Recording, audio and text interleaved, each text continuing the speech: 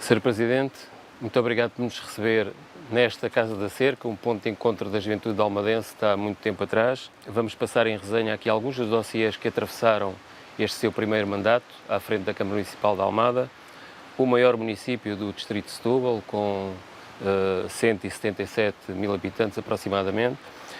Mas antes vamos conhecer a cidadã Inês de Medeiros, uma mulher de vários palcos, com a jornalista Filomena Ricardo. Presidente, a Presidente nasceu em Viena da Áustria. Sim. E começou cedo a pisar os palcos, não é?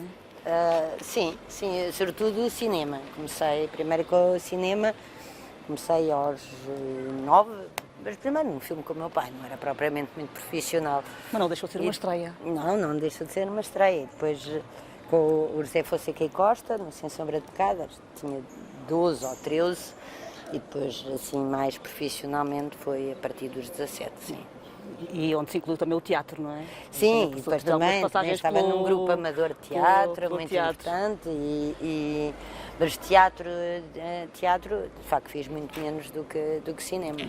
Inclusive no cinema teve também como realizadora, né? A certa altura achei que precisava desde o início, achei que não conseguiria ser só atriz, não há nada de pejorativo nisto, claro. Não é nada, mas para aquilo que é o meu feitio e a vontade de ser também um bocadinho dona do discurso e daquilo que eu queria falar, embora eu, como realizadora, tenha trabalhado muito mais na área do documentário, que é uma área que me é muito mais querida, onde eu me sinto também muito melhor, porque tem a ver também com esta questão, esta relação direta com as pessoas. Uma maior proximidade, não é? Uma maior com a realidade das coisas. Sim. Com a realidade das coisas. Depois passou para outro palco, passou para os palcos da Assembleia. É verdade. Passei. E como é que foi essa experiência? Foi dura e ao mesmo tempo foi muito enriquecedora. Portanto, acho que eu costumo dizer que era bom que houvesse mais gente a passar pela Assembleia, porque é o exercício pleno da democracia, de facto, aquilo claro. É a casa da democracia. Depois aprendi imenso, não haja dúvida que aprendi imenso e isto é como movimentos, nós temos causas, muitas vezes causas que estão ligadas àquele que é o nosso contexto, familiar, profissional, pessoal, às vezes até, algumas causas até podem ser, por exemplo, no caso de antidiscriminação, até pode haver meio causas pessoais e são claro. Igualmente válidas. Depois chegamos à Assembleia e temos que ir para o macro, ou seja, esta lei geral. Já estamos a falar da sociedade no seu todo, não é? A sociedade no seu todo, isso é muito interessante. E acaba por ser mais desafiante também. É muito desafiante, porque temos que ter a capacidade de perceber como é que continuamos estas nossas lutas dentro daquilo que é um panorama geral e com muitas sensibilidades. E depois, de facto, depois da Assembleia, depois o lado autárquico, voltamos a uma coisa mais local. Volta para um palco, para um outro palco, não é? Dentro da política, não é? Na continuidade, neste caso, da política, não é? E aí acredito que o desafio ainda seja maior, até porque, lá está, aí implica uma maior proximidade. E isso concreto, sobretudo. E suponho que haja também, nesses palcos, algumas tragicomédias, não é? O mundo é um palco, não é? Verdade? Exatamente. Não, acho que é sobretudo o lado, o que eu gosto na política autárquica é voltar ao concreto, porque é verdade que na Assembleia é um bocadinho teórico tudo, embora a lei é teórica, mas tem efeitos práticos na vida das pessoas e isso é bom nunca esquecer. Claro. Aqui é uma ação direta, junto de terreno das pessoas, é obra que construímos, é a obra que imaginamos, são os apoios que criamos e que vão diretamente ter com as pessoas e isso é fundamental.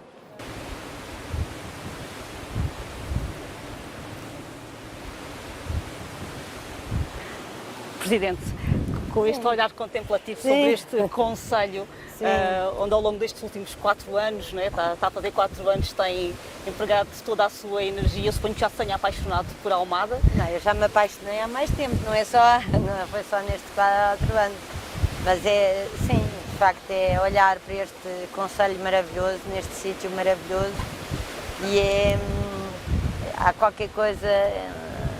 Como as coisas de que gostamos muito, é um misto de satisfação e de apreensão, ai que fique bem, O que é que ainda falta para ficar bem? O que é com essa descrição que acabou de me fazer? Eu não resisto, dada a sua formação na área das artes, eu não resisto em perguntar nestes recantos quais é que foram as tragédias, as comédias e os finais felizes, obviamente, que, isto de uma forma muito sintética, que descobriu ao longo destes 4 anos. Eu acho que é um autarca, pela sua proximidade, é sempre confrontado com, muitas vezes com tragédias, até com tragédias humanas, e aqui há muito, também é verdade, que há uma parte grande de solidão dos mais idosos, e portanto há que saber responder a isso.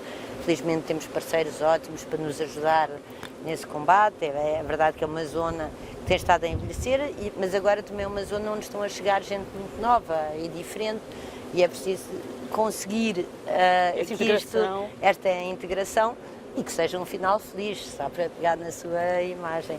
Agora, sabe, normalmente, isto nos cinemas e nos teatros, temos ou realizadores ou dramaturgos que escrevem textos fantásticos sobre isso. Aqui não há, é uma espécie de improviso, porque a vida é sempre mais forte. A vida é sempre mais forte, é sempre mais surpreendente, é sempre mais empolgante também, emocionante, no bom e no mau. Há que confiar na vida, e há que estar preparado para poder responder quando as coisas vão acontecendo, não é? Sr. Presidente, podemos inferir que não terá sido um mandato fácil. Em algumas ocasiões chegou até a enfatizar que encontrou alguns obstáculos quando tomou posse. Quer mencionar alguns que tenha tido alguma relevância mais substantiva? E a pergunta final é saber se fecha este ciclo de primeiro mandato com a casa mais ou menos arrumada. Foi no mínimo um mandato desafiante.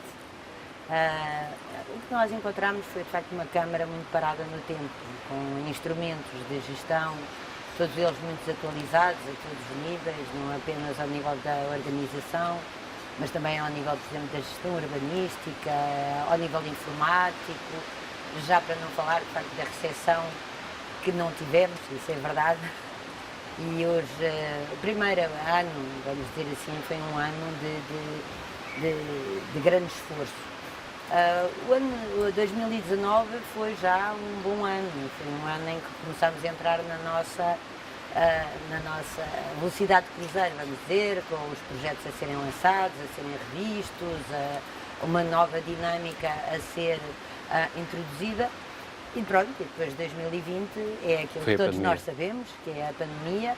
Mesmo assim, eu acho que o esforço que fizemos nos 2 primeiros anos compensou, porque permitiu que a Almada conseguisse responder na hora a todas as necessidades, conseguiu que muitos dos projetos não parassem, ou seja, tirando aquela questão, os eventos culturais, desportivos. É verdade que tudo o que era política de dinamização, por exemplo, para a terceira idade, ficou toda ela comprometida, naturalmente, aqui como em todos os municípios, claro. Mas mesmo assim, acho que chegamos ao fim destes 4 anos com uma sensação de muito trabalho feito, bem feito, e ainda há muito para fazer, naturalmente, isso não tenho dúvidas, mas aqueles 2 primeiros anos foi o que permitiu que encarássemos, até financeiramente, a situação da pandemia com mais algum alento, descanso e confiança. Confiança. Já fez a contas, digamos, ao esforço que a autarquia despendeu com este quase 1/3 de mandato no ataque à crise sanitária? Tem valores substantivos para... Em valores totais é difícil dizer, porque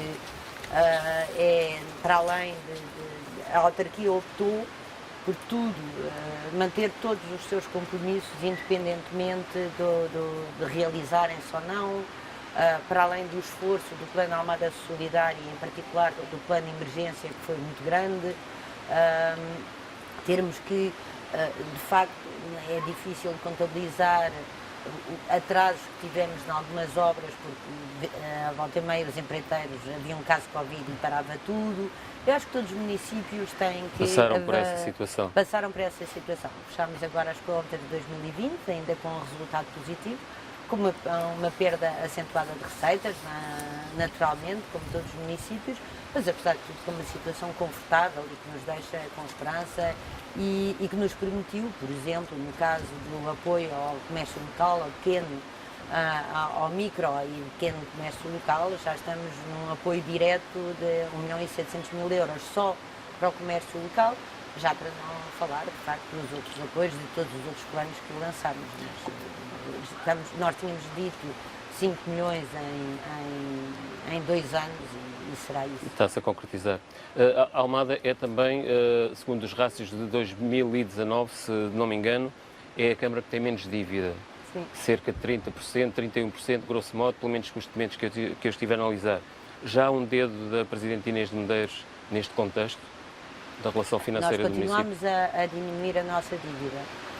Este ano contraímos um empréstimo por questões de gerência, mas estamos absolutamente confortáveis com isso. É mais uma questão de gerência, tendo também saldo disponível, isto para preparar aquilo que é agora o futuro, não é? Que é o PRR, que são os novos investimentos que vamos ter que fazer. Portanto, temos estado a preparar toda a Câmara, seja financeiramente, seja ao nível dos serviços, para estarmos à altura dos desafios.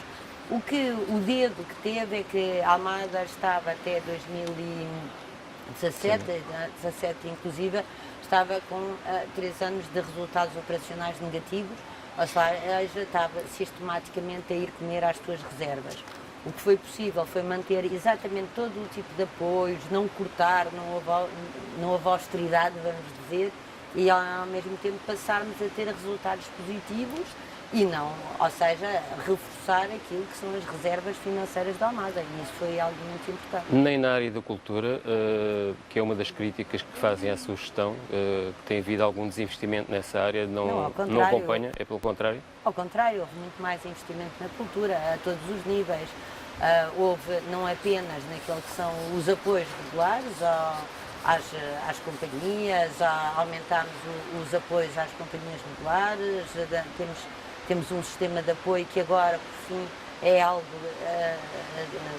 fixo, as companhias sabem quais são os orçamentos e o que é que podem. Companhias, clubes, associações, portanto, tudo isso ficou regularizado. Portanto, há um modelo mais sistematizado de apoios? Está um modelo mais sistematizado, porque eu estou bem colocada para saber que o pior é a imprevisibilidade, para além de ter havido um aumento muito substancial na cultura a todos os níveis. Aqui a Casa da Cerca é um bom exemplo, mais que duplicámos as exposições, os visitantes, criámos iniciativas. Tinha-me dado um número há pouco, quero referir de novo, de visitas aqui à Casa da Cerca. Foi um dado que me deram, que mesmo em 2020, dos dados de 2020, apesar de termos estado fechados, como todos nós, tivemos essa altura de fechar, tivemos mais visitantes do que o Museu dos Coches, portanto isso é um bom sinal, mas aumentámos o número de visitantes, aumentámos o número de público, tivemos a programação cultural municipal quase que triplicou com as festas da cidade e o Natal em todas as freguesias, para além de grandes projetos de charneira, como o lançamento de uma nova política de arqueologia aqui para toda a Almada Velha e o Almaraz, para além da Casa da Dança, que é um projeto muito substantivo e importante, para além do renascer do Festival dos Capuchos, e para além, isso é algo que então me deixa cheia de orgulho de termos conseguido lançar as bases do novo Instituto de Arte e Tecnologia graças à parceria com a Universidade Nova. Com a Universidade Nova. Contudo, há aqui há um ponto crítico aqui da Casa da Cerca, porque o Sr. Presidente queria instalar a Casa da Dança, e isso também não foi assim muito consensual. É um projeto que defende com... A Casa da Dança nunca teve previsto vir aqui para a Casa da Cerca. Um protocolo com a... Exatamente.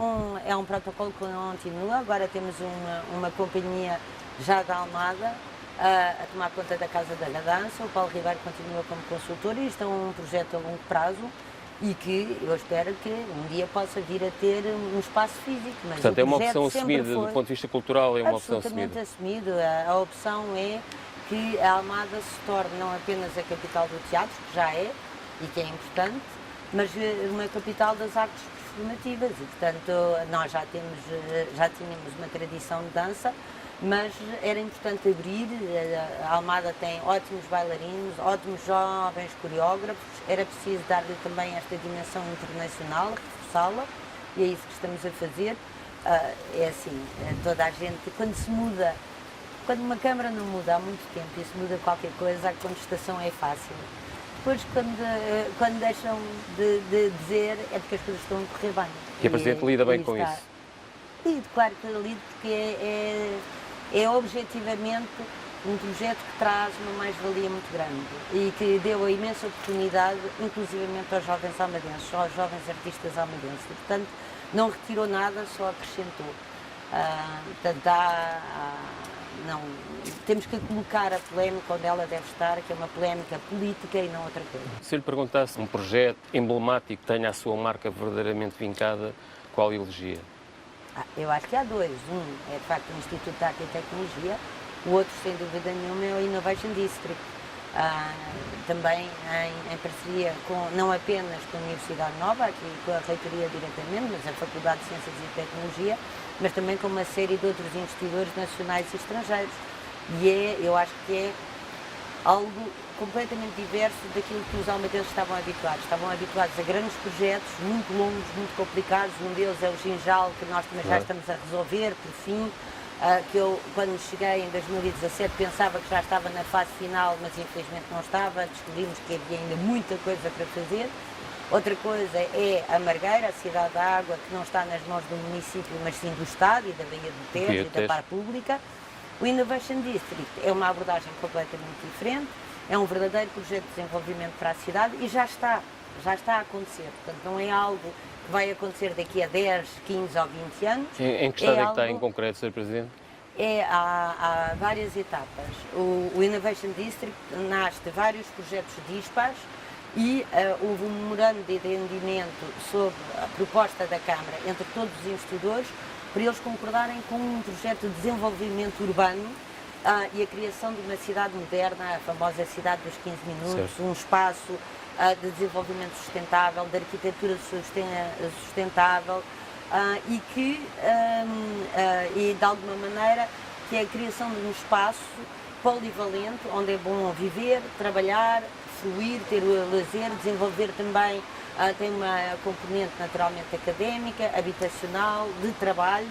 A Universidade gosta de falar como sendo o nosso Silicon Valley, portanto uma zona muito dedicada à inovação, com um cluster também de empresas muito importantes, mas não é apenas um parque empresarial, não é apenas uma zona habitacional, tem tudo. O que é que já está a decorrer? Já foram aprovados alguns dos projetos, um projeto, aliás, de turismo ecológico e com uma componente agrícola importante. Já estão aprovados uma residência de estudantes com 200 camas, ou seja, o projeto já está a andar, já está a funcionar. O Lazareto, a reabilitação do Asilo 28 de Maio também já está a acontecer, já só nos falta, de facto, uma última aprovação ao nível da CCDR LVT. E, portanto, da parte da Câmara, todos esses projetos já estão a andar, já estão a funcionar e eu espero que muito em breve os almadenses já começarão a ver e a acreditar que estes projetos não precisam de durar 20 e 30 anos, claro. Não é preciso. É preciso perseverança, é preciso pensá-los bem, é preciso criar condições para que eles possam acontecer a todos os níveis, é preciso saber deixar claro aquilo que são as prioridades do município e ao mesmo tempo entender que nós estamos com interesses privados e, portanto, isto não pode ser apenas um confronto, tem que ser um diálogo e uma parceria. Falou aí de dois projetos muito ligados à academia. Essa relação do município com a academia também mudou? Tem esse sentimento? Sim, isso era, aliás, uma das nossas grandes prioridades e nós até brincávamos com o professor Fernando Santana, e que eu permito-me evocá-lo aqui, até porque desapareceu o ano passado. Era importante levar a cidade à Academia e a Faculdade de Ciências e Tecnologias à cidade. E eu acho isso mais do que apenas trocar com as tunas académicas, que são ótimas, aliás, mas ter uma verdadeira interação e reconhecer a importância que é este campus que nós temos o privilégio de ter, o campus e os cientistas e os professores e os muitos engenheiros que ali são formados. Que é o mais reconhecido da região de Setúbal, desse ponto de vista da inovação em concreto. Do país também. Sr. Presidente, falou há bocado da questão da Cidade da Água, que é um dos tais projetos, enfim, que se tem eternizado no tempo. Queria lhe perguntar muito concretamente, porque eu sei que tem essa preocupação, se acompanha tudo aquilo que é nomenclatura, o projeto em si da Lisbon South Bay, com a Baía do Tejo em concreto. O que é que, portanto, do ponto de vista da estratégia, se encaixa com o seu modelo de desenvolvimento para aquela zona em concreto do Conselho? Bom, o problema é que eu ainda não vi desenhado o verdadeiro modelo de desenvolvimento, ou seja, nós temos um plano de urbanização, que é um plano de urbanização que tem que ser, aliás, adaptado à legislação dos solos, por exemplo, e outras legislações. A Câmara tem estado sempre disponível para trabalhar a esse nível, mas eu acho que é um projeto que fica mal ao Estado. Acho que o Estado é melhor do que o exemplo que tem dado com ali os antigos terrenos da Lisnave.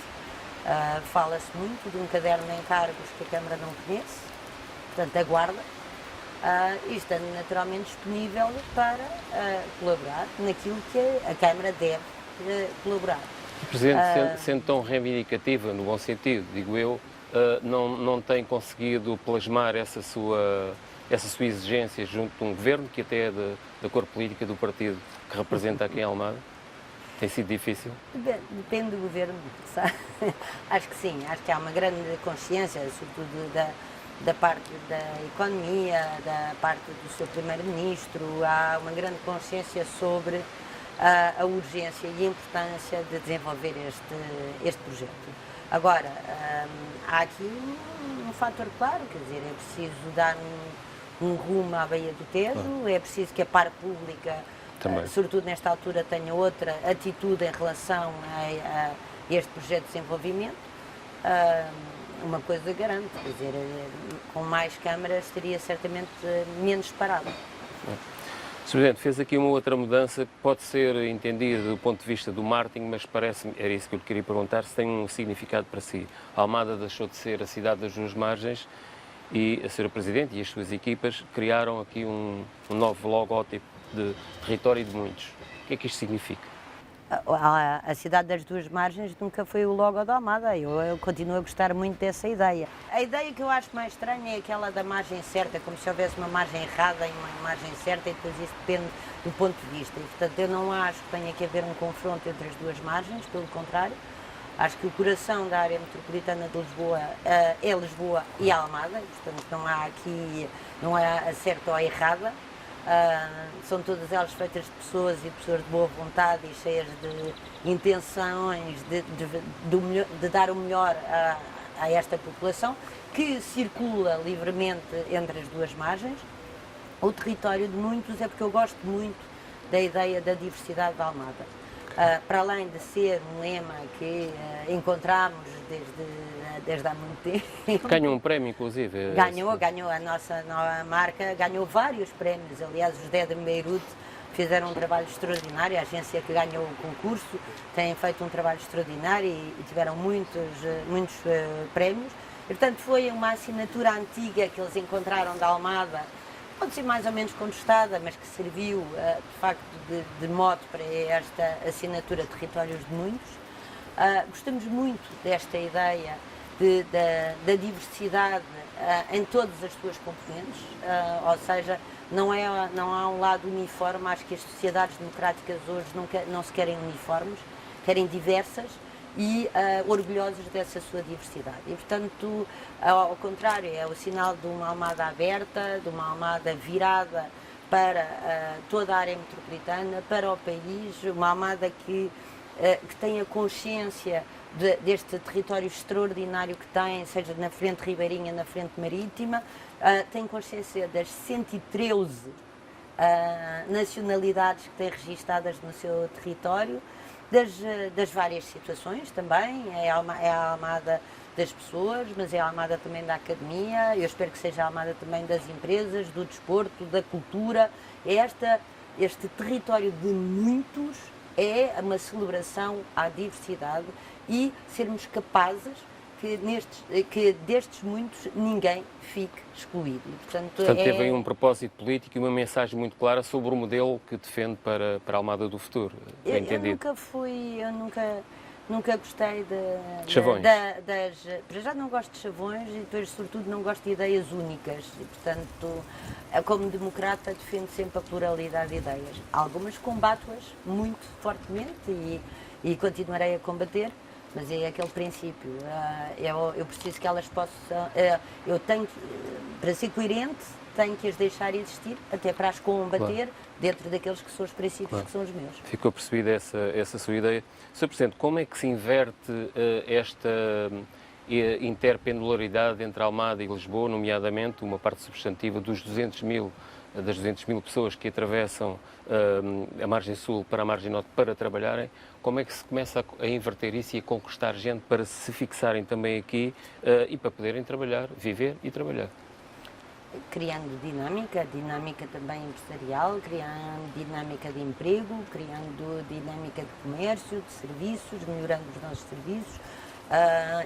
Eu acho que é assim que se inverte, ou seja, que as pessoas deixem de ter que atravessar a ponte para ir trabalhar. Dito isto, os dados da Almada, importa recordar que agora quando foi os estudos para a mobilidade e os estudos da mobilidade, também as pessoas confundem um bocadinho todos aqueles que atravessam a ponte sendo almadenses que vão trabalhar para Claro Lisboa. que não. 50% dos almadenses trabalham em Almada, isso é bom. É um dado objetivo. É o dado que nos foi dado há 2 anos, quando foi a questão do estudo justamente ao nível dos transportes públicos. Poderão ser um bocadinho mais, mas ronda à volta dos 50%.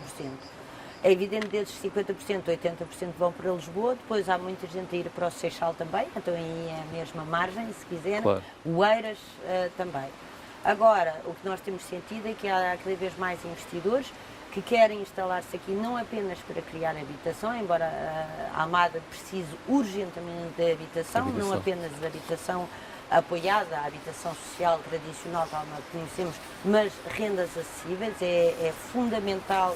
E estamos a trabalhar muito, nomeadamente na questão do PRR, da questão da habitação, mas não pode ser só, a Almada não é, nunca foi e nunca poderá ser apenas um dormitório, até porque seria um desperdício. Portanto, a Almada estava muito, a sua estrutura económica era muito ligada a uma indústria pesada e tem que se adaptar, ou seja, foi preciso um tempo para se mentalizar que o seu desenvolvimento não passa por essa indústria pesada, não vai passar, não temos território para isso, não temos espaços para isso, mas temos espaço para toda uma economia da inovação, por exemplo, do saber, da cultura, as famosas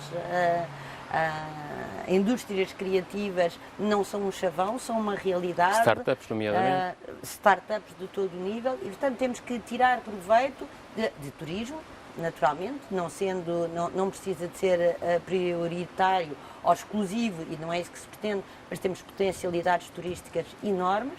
Portanto, é baseado justamente nestes princípios, mas muito a nossa aposta, como o Innovation District o demonstra, é de facto uma economia da inovação, do saber e da inovação. E junto do saber e da inovação está a cultura naturalmente e está todo o resto. Temos imensas possibilidades ao nível do desporto também e é essa estratégia, por exemplo, queremos agora fazer uma estratégia coordenada para o desporto em Almada, que estamos a construir agora nestes tempos. Não a tenho ouvido falar muito disto, mas queria que confirmasse e acompanhe esta ideia de que este problema da NUTS, que vale, ou dizem que vale, menos de 2 mil milhões de euros para a região de Setúbal a cada quadro comunitário de apoio. E agora está uma vaga de fundo, incluindo todo o espectro partidário. É uma preocupação que também lhe vem de vez em quando? Ou uma questão permanente? Naturalmente. Que isto tem muito diretamente a ver com o investimento privado, digamos assim. É, privado e público. E público. É? Naturalmente, por exemplo, a criação de uma NUT 3 seria muito importante. E depois a 2, que é aquela que angria mais fundos. Exato. E não só, mas é importante manter a ligação à área metropolitana, ou seja, temos que conseguir gerir estes dois aspectos. Agora, a baixa das comparticipações para a área metropolitana de Lisboa é muito preocupante. A baixa dos montantes para a área metropolitana de Lisboa é muito preocupante. Até porque importa lembrar, e é isso que é, até para Lisboa, que estes grandes centros urbanos são também aqueles que acumulam os maiores problemas sociais. Como é evidente. Portanto, é evidente que nós temos um problema de desertificação do interior, mas ao querer resolver o problema da desertificação do interior, não podemos esquecer que os maiores problemas sociais continuam no litoral e continuam nos grandes centros urbanos, e que este movimento para as cidades não está a parar, pelo contrário está a aumentar. E, portanto, é fundamental que haja esta consciência e que há muito investimento, inclusivamente de infraestrutura, não estou a dizer que seja só estradas, mas claro, infraestrutura mesmo, que importa fazer a todos os níveis.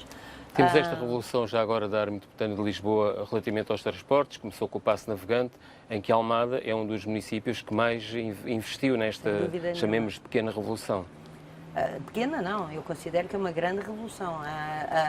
A questão do navegante e o novo concurso, eu penso que é uma grande revolução, e com compromissos dos grandes municípios, entre os quais a Almada, compromissos muito fortes. Qual é o valor anual que a Câmara vai despender? Estabelecido é quase 2 milhões de euros, mas com uma reserva em função também daquilo das receitas para equilíbrio, em função daquilo que poderá ser depois a gestão do contrato, tal como está indicado no concurso e agora no Tribunal de Contas. Ou seja, é evidente que as perspectivas de receitas, que estavam muito boas em 19, quando lançámos o concurso, com a pandemia, sofreram aqui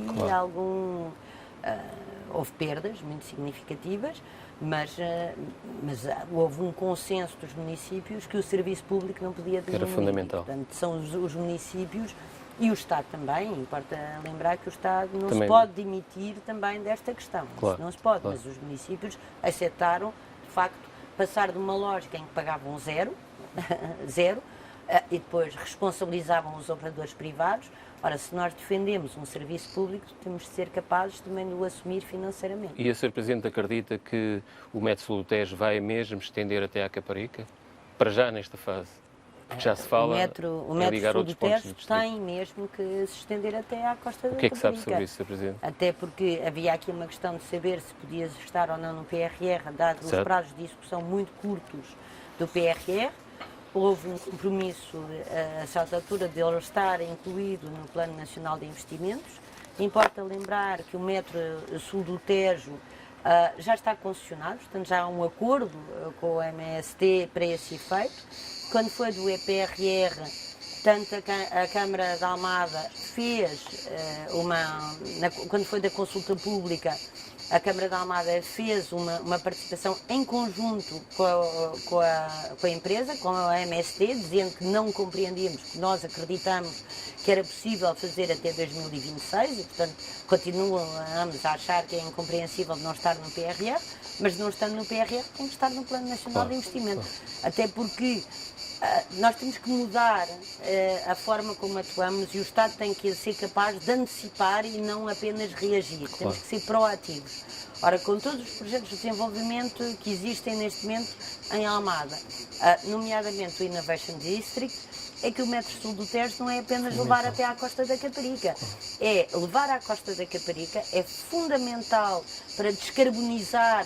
Ainda ontem tivemos um exemplo, são milhões de carros que vão até à costa da Caparica durante o verão, portanto é preciso criar alternativas de transportes públicos e transportes públicos rápidos, mas também é fundamental para o desenvolvimento ali de toda a zona do Monte da Caparica. O metro só vai até à universidade e tem que poder continuar a melhorar e o desenvolvimento até, a nossa intenção é reduzir também o trânsito ao longo do IC20, que é aquela via que leva da Almada à costa da Caparica, e para isso temos que ter um transporte alternativo. Portanto, e o que podemos inferir da sua conversa é que acredita muito rapidamente, a breve prazo, que essa solução venha a ser implementada. Porque é tripartida. É município, é operador e é Estado.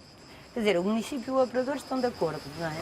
Agora o Estado não pode falhar. Tem que fazer a sua parte. Tem que fazer a sua parte. Não disse que eu era reivindicativa e, portanto, cá estou a reivindicar.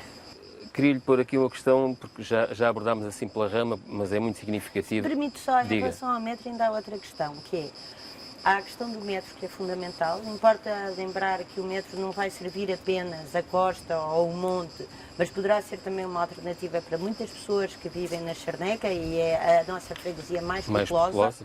E, portanto, é um terço da, praticamente quase um terço da população vive ali. Mas há outra questão que nós consideramos que também tem que ser estudada antecipando.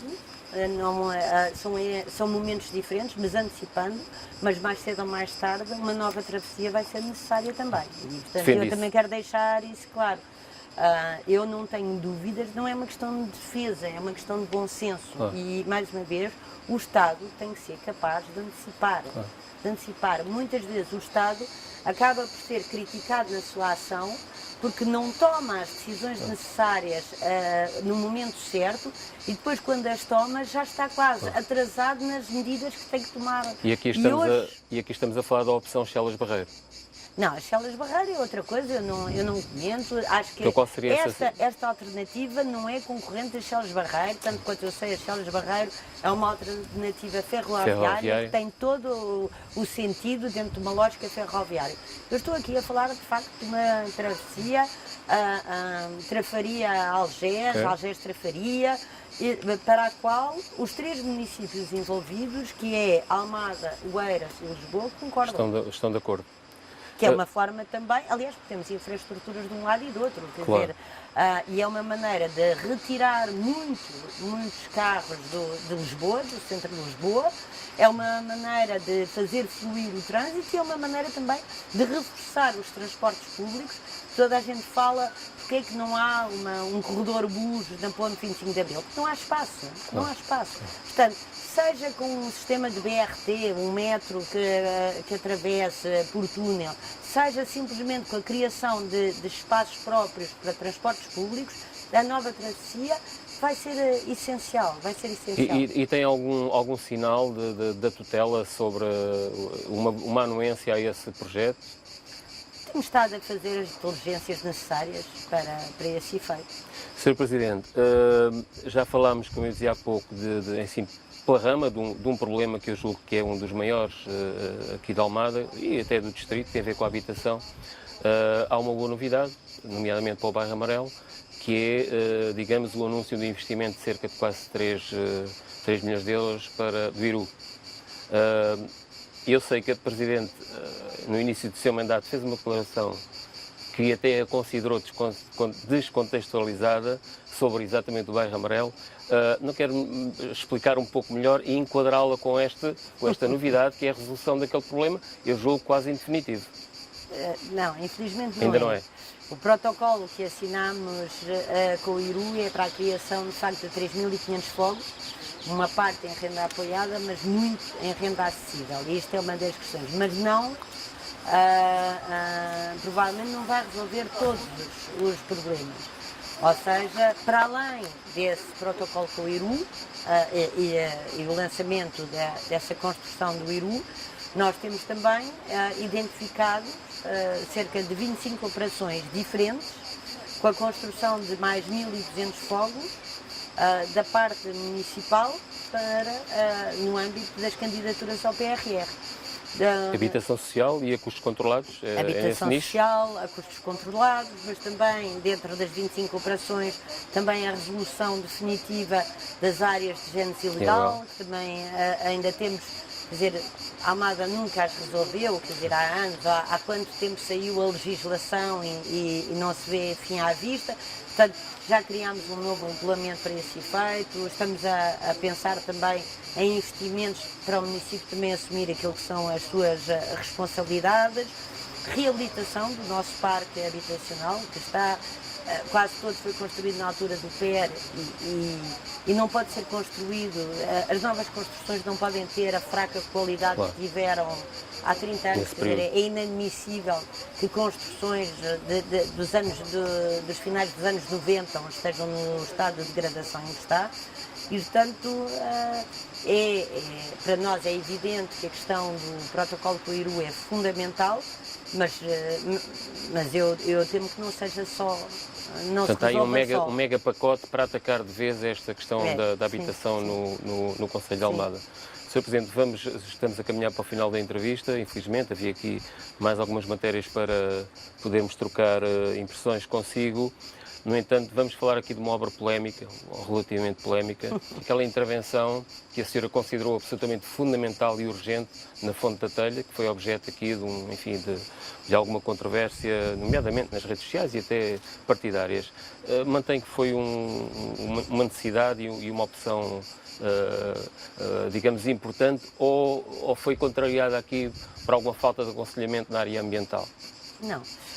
Mantenho que aquilo não há lá nenhum crime ambiental e todos os dias, então agora no verão, somos confrontados com o facto que se não tivesse havido a polémica, que também tem fins políticos, portanto as coisas têm que ser ditas claramente, poderíamos ter feito muito mais, nomeadamente nas outras praias.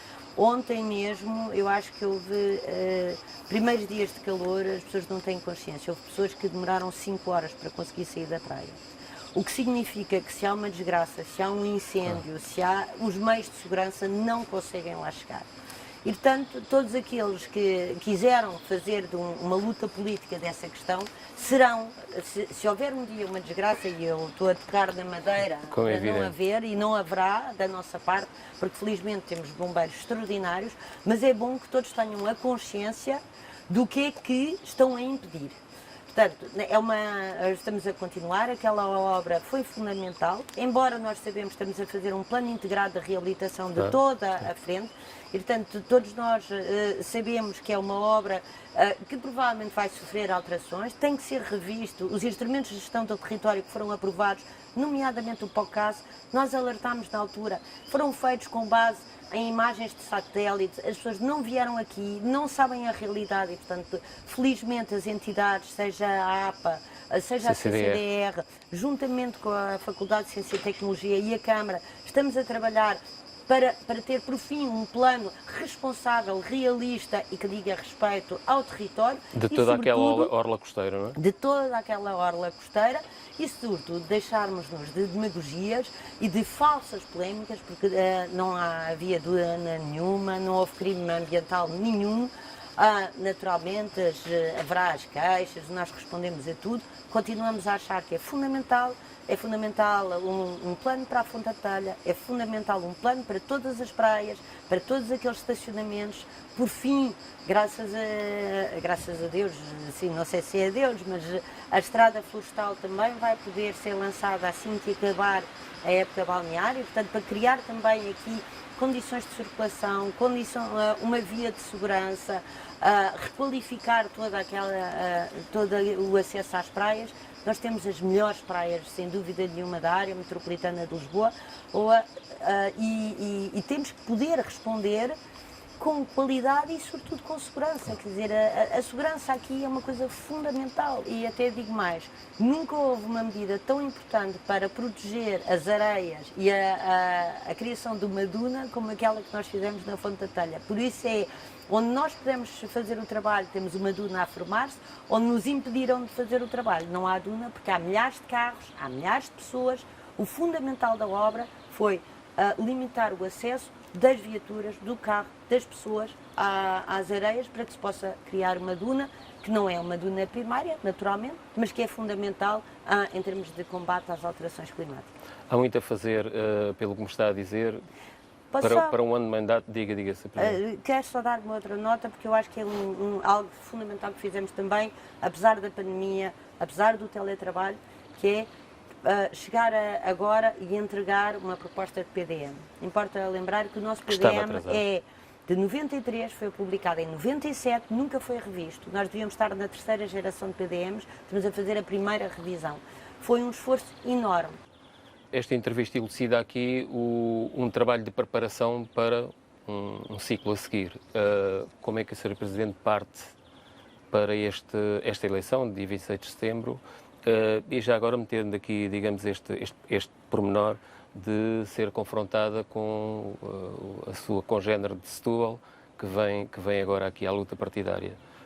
Incomoda de alguma forma ou está tranquila quanto a isso? Sim, eu acabei de dizer que não era adepta dos unanimismos e